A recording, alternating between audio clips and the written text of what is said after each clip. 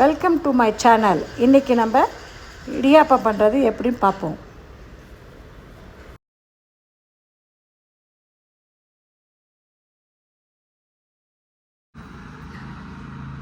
Hi friends, காலை வணக்கம். இது இடியாப்பம், புழுங்கரிசி மாவு போட்டு இடியாப்பம். இது 2 அளவுக்கு மாவு வச்சுருக்கேன். இது அப்படியே ஊற வச்சு அரைச்ச மாவு, வீட்டிலேயே அரைச்ச மாவு. இதை அப்படியே ஆவியில் வைக்கணும். ஆவியில் வச்சு ஒரு 10 நிமிஷம் 5 நிமிஷத்தில் எடுத்த உடனே அதுக்கப்புறம் நான் சுடு தண்ணியை கொதிக்க வச்சுட்டு இதை 10 நிமிஷம் ஆயிடுச்சு. ஆன குக்கரு சுடு தண்ணி வச்சுருக்கேன். அதில் கொஞ்சம் கல்லுப்பு போட்டு நல்லா அந்த மாவை பிணைஞ்சிக்கணும். பிணைஞ்சிட்டு அதுக்கப்புறம் இந்த அச்சு இது வாங்கி வச்சிங்கன்னா நல்லா ஈஸியாக வருது உங்களுக்கு. நான் அப்படி தான் பண்ணுறேன். வெளியே வாங்குறத விட வீட்டில் செய்கிறது ஈஸியாகிடுது. இடியாப்பெல்லாம் அந்த காலத்துலலாம் பிழியணும்னு ரொம்ப கஷ்டம். இப்போ அப்படி கிடையவே கிடையாது. ரொம்ப ரொம்ப ஈஸியாக சிம்பிளாக ஆகிடுது. நேரங்களே பார்த்துக்கோங்க. இதுதான் இடியாப்ப அச்சு. உங்களுக்கு தெரியாமல் இல்லை. இப்போ சின்ன பொண்ணுங்க கல்யாணம் ஆகி வந்தவங்களுக்குலாம் எப்படி பண்ணுறது ஏது பண்ணுறதுன்னு பயப்படுவாங்க. அதனால தான் நான் சொல்கிறேன், இந்த மாதிரி அச்சு வாங்கி வச்சுட்டிங்கன்னா ஈஸியாகிடும். ஆயிடுச்சு. இந்த மாவை ஆக போகுது. ஆணுன்ட்டு உங்களுக்கு காட்டுறேன். இப்போ பாருங்கள் நேர்களே, இது பாருங்கள் மாவு வெந்தெடுத்து இந்த உடனே நம்ம அந்த மாவை எடுத்து ஒரு பாக்கத்தில் கொட்டிக்கலாம்.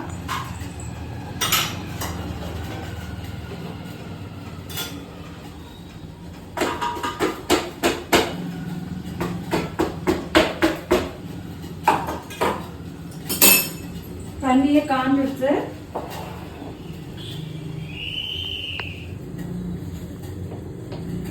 இதில் கொஞ்சம் உப்பு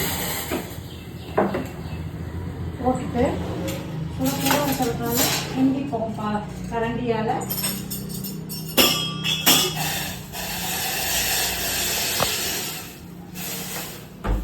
இந்த பாருங்க,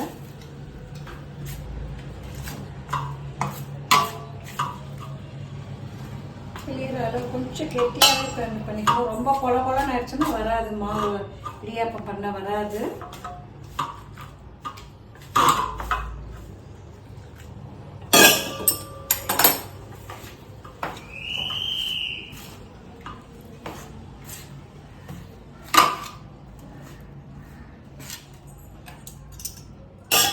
கொஞ்சம் கொஞ்சமாக தான் கொட்டிக்கணும் தண்ணி.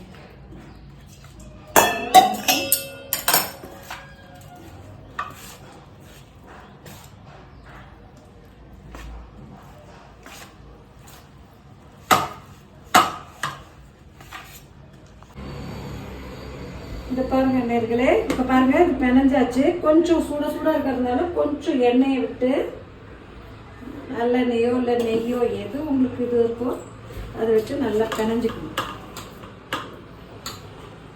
பிணைஞ்சிட்டு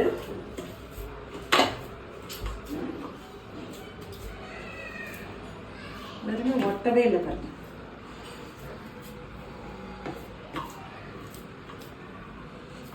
ஒட்டவே ஒட்டாது.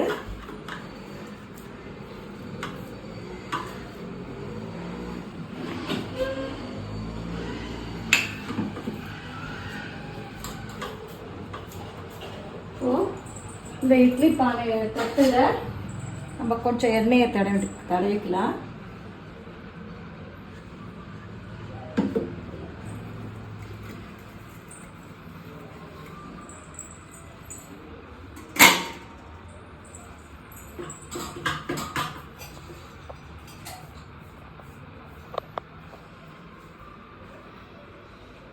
மாவில் போட்டு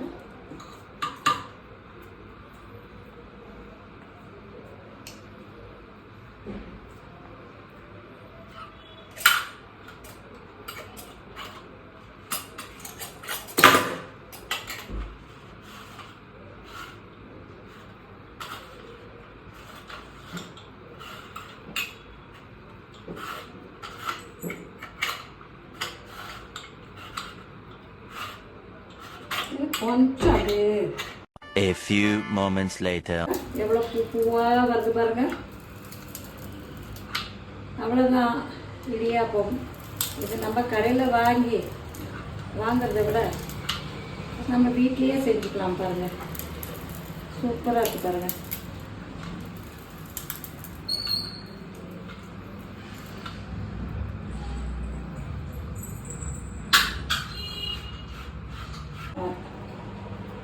இந்த பாருங்க நேர்களே, பாருங்க மாவு இப்படி போட்டு நிமிஷத்தில் ஆகிடும்.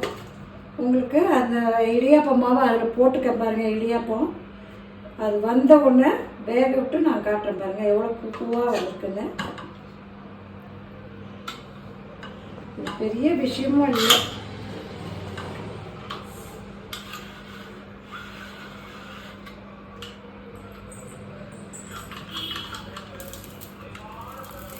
பாருங்க எப்படி பூவாக வருது பாருங்க.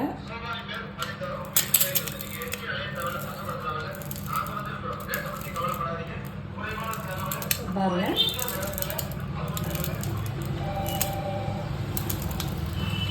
அஞ்சே நிமிஷத்தில் செஞ்சிடலாங்க. ஒன்றும் பெரிய விஷயமே இல்லை. அவ்வளோதான். இதை வேக வச்சுட்டு நான் உங்களுக்கு காட்டுறேன். இடியாப்ப மாவு எப்படி வெந்திருக்கு, இடியாப்பம் எவ்வளோ ஈஸியாக ஆகிடுதுன்னு பாருங்கள். 10 minutes later. இந்த பாருங்க எவ்வளோ பூவாக வந்திருக்கு பாருங்க.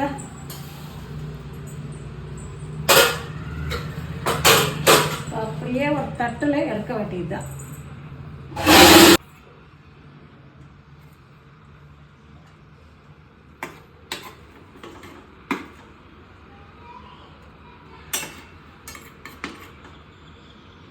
இது புழுங்கரிசி இடியாப்பம். இது இன்னும் நல்லா டேஸ்ட்டாகவே இருக்கும்.